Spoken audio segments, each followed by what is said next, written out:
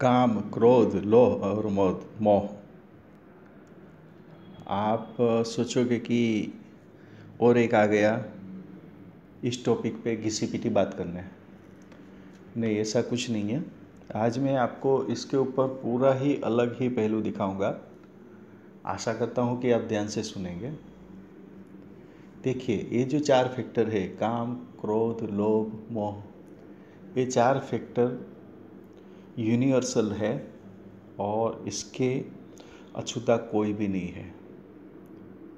पहले ये समझ लेते हैं कि ये 4 फैक्टर कहाँ कहाँ असर करता है।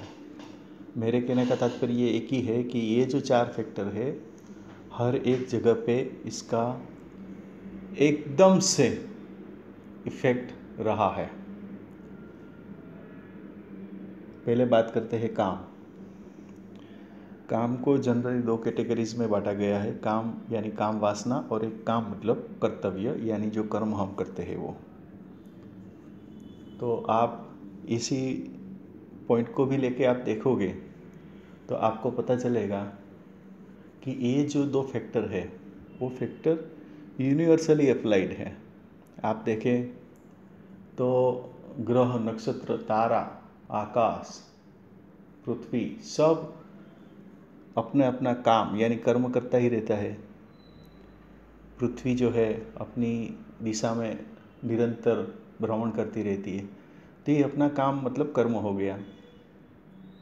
काम वासना तो वो भी इसके अंदर ही है। आप देखिए पृथ्वी के अंदर हर एक चीज़ कभी न कभी नाश होती है, सदंतर नाश होती है, और उसके ऊपर से कोई और जीव उद्भव होता है, मतलब काम वासना।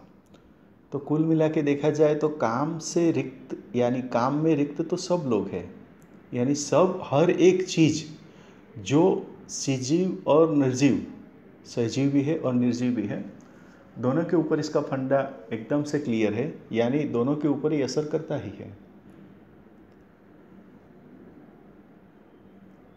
काम थोड़ा छोटी सोच से भी करें तो साधु, जोगी, योगी, तपस्वी, भोगी, ये एक कैटेगरी में आ जाते हैं, और एक दूसरा कैटेगरी होता है सांसारिक। तो साधु, संत, जोगी, योगी, तपस्वी, भोगी जो भी है वो अपने धर्म को यानी अपनी साधना को आगे बढ़ाने के लिए कर्म करते हैं। उसको भी तो एक तरह का कर्म ही गिनेंगे। तो ये काम के अंदर में वो आ गए। और दूसरा काम यानी काम वासना, तो उसके ऊपर काबू पाने के लिए वो लोग सतत प्रयत्न करते रहते हैं और उसमें सजग भी रहते हैं कि वो उसके ऊपर हावी ना हो जाए। तो कुल मिला के देखा जाए तो ये जो चीज़ है काम, वो हर एक चीज़ के अंदर उसका इफेक्ट देखने को मिलता है। अभी बात करते हैं संसारिक मनुष्य। तो संसारिक मनुष्य को फिर से 2 कैटेगरी में हम डाल देंगे कि एक तो काम वासना। तो काम वासना में जब हमने बात आगे की इस तरह से, वो अपना एक धर्म हो जाता है, एक कर्म हो जाता है, बाय डिफ़ॉल्ट कर्म है, तो वो अपने हिसाब से होता ही है। और काम यानी कर्म, तो कर्म के अंदर संसार के अंदर 2 कैटेगरी हो जाती है, एक धन और दूसरा है धर्म।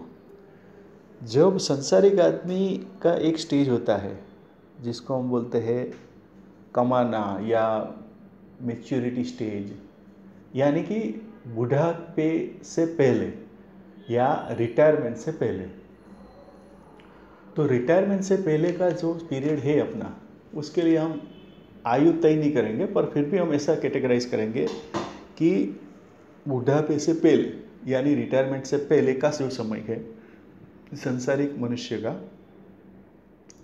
वो काम में ज़्यादा रहता है। मतलब काम बोले तो धन उपार्जित में उसका फोकस ज़्यादा रहता है। द सेम वे जब वो आदमी बूढ़ा हो जाता है या मनुष्य बूढ़ा हो जाता है, उस टाइम पे उसका वही काम यानी वही कर्म धर्म के लिए तत्पर हो जाता है। मतलब उसका फोकस चाहे यहाँ से वहाँ हो जाए, पर वो अपनी जो एक परिभाषा है काम की, उसे वो हटता ही नहीं है या हट सकता भी नहीं है, क्योंकि काम का मतलब यहाँ पे कर्म है।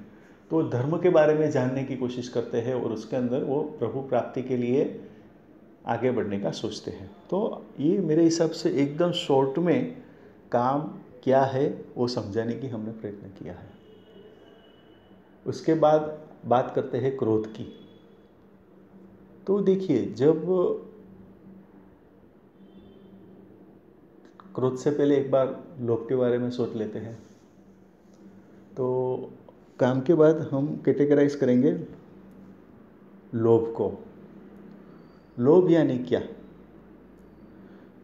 देखिए, लोभ और मोह दोनों के बीच में बहुत ही माइक्रो डिफ्रेंशिएट है। कोई लोग बोलते हैं कि मोह है वही लोभ है, कोई लोग बोलते हैं लोभ है वही मोह है।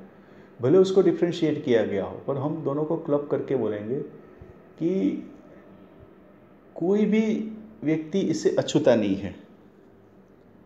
उसको कर्म करना है, कर्म करने से जब वो काम यानी कर्म करता है तो ये कर्म कहाँ से आता है?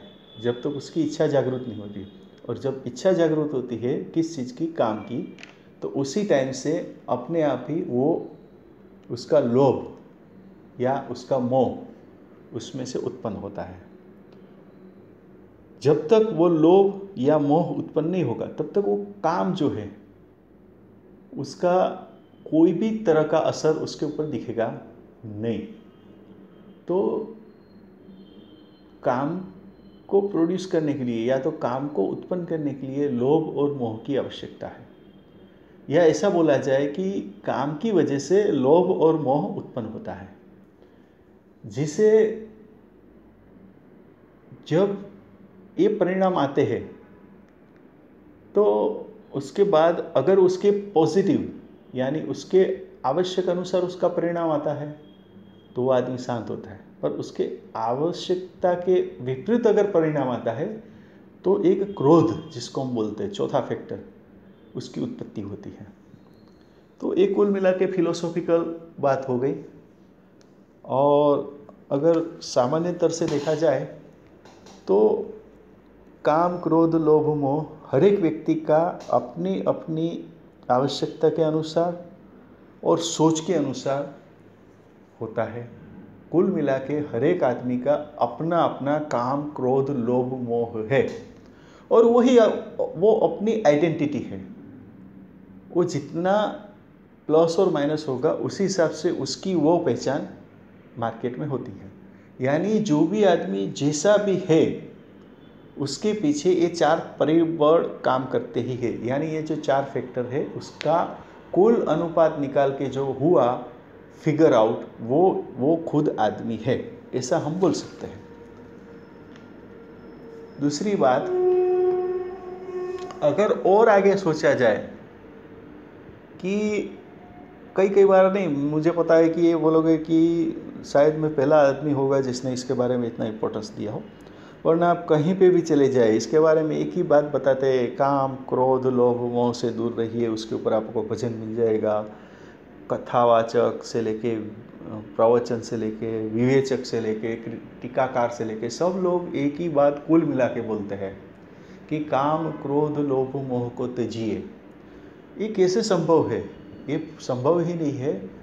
ये है तो आदमी यानी संसारिक योगी, जोगी, तपस्वी है, उसके बिना वो नहीं है। वो अपनी आइडेंटिटी है, ये मेरा मानना है। हाँ, वो हो सकता है कि उसका दिशा अलग हो। जोगी होगा, उसका ये जो चार फैक्टर है वो उसका अलग सब्जेक्ट पे होगा, पर होगा जरूर। सांसारिक है तो उसका धन मोह, पुत्र मोह, पत्नी मोह, बच्चे मोह उसमें ज़्यादा होगा। जोगी, योगी, तपस्वी है, उसका मोह ज़्यादा से ज़्यादा धर्म की ओर होगा। पर ये चार फैक्टर होना ही है। उसके अंदर आप ऐसा नहीं बोल सकते कि उसको छोड़ दो या त्याग दो, वो पॉसिबल ही नहीं है। ये सब काल्पनिक बातें हैं, ऐसा मेरा मानना है। उसको और प्रकाश डालने की मैं कोशिश करता हूँ कि देखिए, ये जो चार फैक्टर है ना, वो धर्म जिसने पढ़ा होगा उसको पता होगा, यानी सबको पता है। मुझे सिर्फ आपको याद दिलाना है कि आप देखोगे तो आपने कई बार सुना होगा कि कोई आदमी ज़्यादा सुखी है तो बोलेगा यार उसका पुनर्जन्म का कर्म है। तो पुनर्जन्म का कर्म है, शब्द सुनिए, पुनर्जन्म का कर्म है। मतलब वहीं पे भी काम ही आया ना, काम क्रोध लोभ मोह आया, यानी भूतकाल। वर्तमान काल में देखिए तो वही स्टोरी पे आप देखिए कि वो आज ज़्यादा सक्सेस है या अनसक्सेस है, तो वहाँ पे भी उसके 4 फैक्टर ही काम आए। भविष्य की बात करें तो कई कई बार बोलते हैं कि अभी बहुत परेशान कर रहा है या बहुत शैतानी कर रहा है या ये है, तो वो भुगतेगा, मतलब भविष्य का हो गया। तो भविष्य में आज का जो लाभ लोभ कर्म मोह जो भी है उसको भुगतेगा, मतलब उसको वो असर करेगा। तो कुल मिला के देखा जाए तो ये जो 4 फैक्टर है वो किसी को न कभी छूटा है न कभी छूटेगा। हाँ, वो अलग अलग होने की वजह से उसकी आइडेंटिफिक अलग होगी। पर कोई भी आदमी अगर ये बोलता है कि उसको छोड़ दो या उसको त्यज दीजिए, तो ये मेरे हिसाब से बिल्कुल गलत है। वो हमें कहीं ना कहीं कंफ्यूज्ड कर रहा है। मेरा कोशिश यही है, मैं इसीलिए ये मोटिवेशन में आया हूँ कि मुझे यही बताना है कि जो कुछ भी हमारे अंदर गलत फहमियाँ हैं उसको हम ठोस रीज़न देके, यानी इफ़ेक्टिव रीज़न देके, जस्टिफाइड करके उस बात को यहाँ पे रिप्रेजेंट करें। और उसके बाद आप अपने आप को पूछिए कि जो हमने सुना है या आपने जो सुना है और जो मैंने बताया उसमें सही क्या है, और अपने हिसाब से आप उसके ऊपर निर्णय लीजिए।